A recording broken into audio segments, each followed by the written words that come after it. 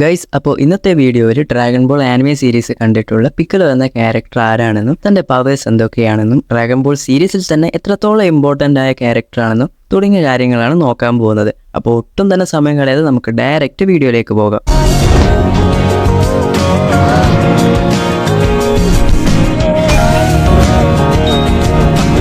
നാമക്കൻസ് എന്ന വിഭാഗത്തിൽപ്പെടുന്ന ഒരാളാണ് നമ്മുടെ പിക്കലോ. എർത്തിന്റെ ഗാർഡിയൻ ആകാൻ വേണ്ടി ഒരു നാമക്കൻ തന്റെ ബോഡിയെ നല്ല പേഴ്സണായും ഈവിൾ പേഴ്സണായും മാറ്റുന്നു. അതായത് നമ്മുടെ ജാക്കി ചാൻ കാർട്ടൂണിലൊക്കെ കാണുന്ന പുലി മന്ത്രക്കല്ലിന്റെ പവർ പോലെ. അങ്ങനെ ആ നാമക്കന്റെ നല്ല പേഴ്സൺ കാമിയായിട്ടും ഈവിൾ പേഴ്സൺ കിങ് പിക്കലോ ആയിട്ടും മാറുന്നു. ഈ കിങ് പിക്കലോയുടെ മകനാണ് നമ്മുടെ ജൂനിയർ പിക്കലോ, അതായത് ഇപ്പൊ നമ്മൾ സീരീസിൽ കാണുന്ന പിക്കലോ. തന്റെ അച്ഛനെ കൊന്ന ഗോക്കുവിനെ റിവെഞ്ച് എടുക്കുവാൻ മാർഷൽ ആർട്സ് ടൂർണമെന്റിൽ ഗോക്കു വേഴ്സസ് പിക്കലോ എന്നൊരു ഫൈറ്റ് ഉണ്ടാകുന്നു. നല്ല ടൈറ്റ് ആയിട്ട് പോകുന്ന ഈ ഒരു ഫൈറ്റിൽ ഗോക്കു ചാകാതെ വിൻ ചെയ്തു എന്ന് വേണമെങ്കിൽ പറയാം. തുടർന്ന് ആ ഫൈറ്റ് ഒക്കെ കഴിഞ്ഞതിന് ശേഷം പിന്നീട് നമ്മുടെ പിക്കലോ ഈവിൾ ക്യാരക്ടറിൽ നിന്നും പതിയെ ഒരു നല്ല പേഴ്സൺ ആയിട്ട് മാറുന്നു. പിന്നീട് ഡ്രാഗൺ ബോൾ സിയിൽ ഗോഹോന്റെ ഒരു ടീച്ചറായി പിക്കലോ വരികയും അവർ തമ്മിൽ ഒരു ബോണ്ട് ഉണ്ടാവുകയും ചെയ്യുന്നു. അത് കഴിഞ്ഞ് ഡ്രാഗൺ ബോൾ സൂപ്പർ എത്തിയതോടുകൂടെ ഗോക്കു വെജിറ്റ എന്ന ക്യാരക്ടേഴ്സിലേക്ക് മാത്രമായിട്ട് ഒതുങ്ങി നിന്നു. അതുകൊണ്ട് തന്നെ സീ ഫൈറ്റേഴ്സിന്റെ ഇമ്പോർട്ടൻസും കുറഞ്ഞു എന്ന് നമുക്ക് വേണമെങ്കിൽ പറയാം. അതുകൊണ്ട് പിക്കലോയ്ക്കും വലിയ റോളൊന്നും ഡ്രാഗൺ ബോൾ സൂപ്പറിൽ ഇല്ല. പക്ഷെ അവസാനം ടൂർണമെന്റ് ഓഫ് പവറിൽ എത്തിയപ്പോഴേക്കും നല്ല രീതിയിൽ ഫൈറ്റ് ചെയ്യുകയും നല്ല ടീം സപ്പോർട്ട് ചെയ്യുകയും ചെയ്തിട്ടുണ്ട്. അടുത്തത് പിക്കലോയുടെ പവേഴ്സും മറ്റു കാര്യങ്ങൾ എന്തൊക്കെയാണെന്ന് നമുക്ക് നോക്കാം. പിക്കലോ ഒരു നാമിക്കൻ ആയതുകൊണ്ട് തന്നെ താൻ ജനിക്കുമ്പോൾ തന്നെ മറ്റുള്ള ഹ്യൂമൻസിനേക്കാൾ ഒരുപാട് ഓവർ പവേർഡ് ആയിട്ടാണ് ഉണ്ടാവുന്നത്.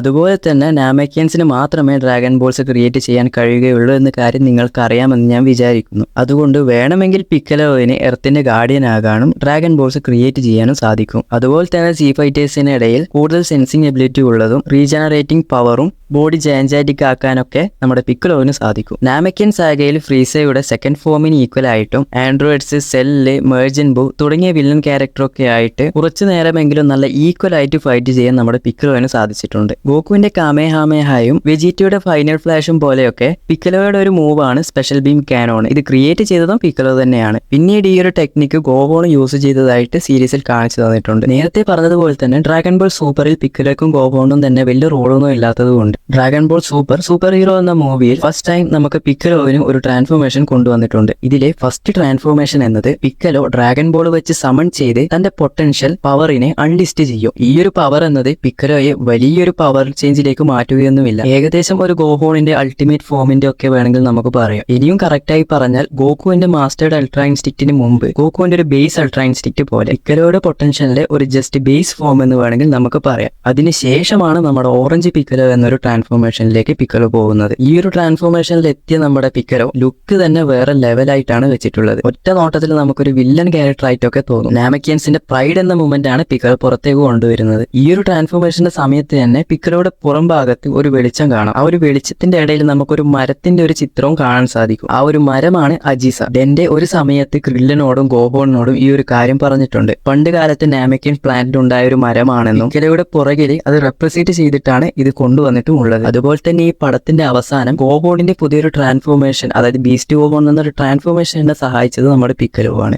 അങ്ങനെ അവസാന നിലവിൽ നമ്മുടെ പിക്കലോ ഗോഹോണിന്റെ മകളായിട്ടുള്ള പാനിനെയാണ് ഇപ്പോൾ ട്രെയിനിങ് ചെയ്യുന്നത്. ഇനിയും പിക്കലോയെ കുറിച്ച് പറയാനാണെങ്കിൽ നമുക്ക് ഒരുപാട് കാര്യങ്ങൾ പറയാനുണ്ടാകും. പ്രധാനപ്പെട്ട പിക്കലോയുടെ കാര്യങ്ങളൊക്കെ പറഞ്ഞു എന്ന് ഞാൻ വിചാരിക്കുന്നു. ഇപ്പോൾ നിങ്ങൾക്ക് ഏകദേശം പിക്കലോ ആരാണെന്നും ഡ്രാഗൺ ബോളിൽ എത്രത്തോളം ഇമ്പോർട്ടന്റ് ആയിട്ടുള്ള ക്യാരക്ടറാണെന്ന് നിങ്ങൾക്ക് മനസ്സിലായി എന്ന് ഞാൻ വിചാരിക്കുന്നു. ഇതുപോലുള്ള വീഡിയോസ് ഒക്കെ നിങ്ങൾക്ക് ഇഷ്ടമാണെങ്കിൽ ലൈക്ക് ചെയ്യാനും സബ്സ്ക്രൈബ് ചെയ്യാനും മറന്നു പോകരുത്. എന്നാൽ പിന്നെ അടുത്തൊരു വീഡിയോ ആയിട്ട് നമുക്ക് പിന്നെ വരാം.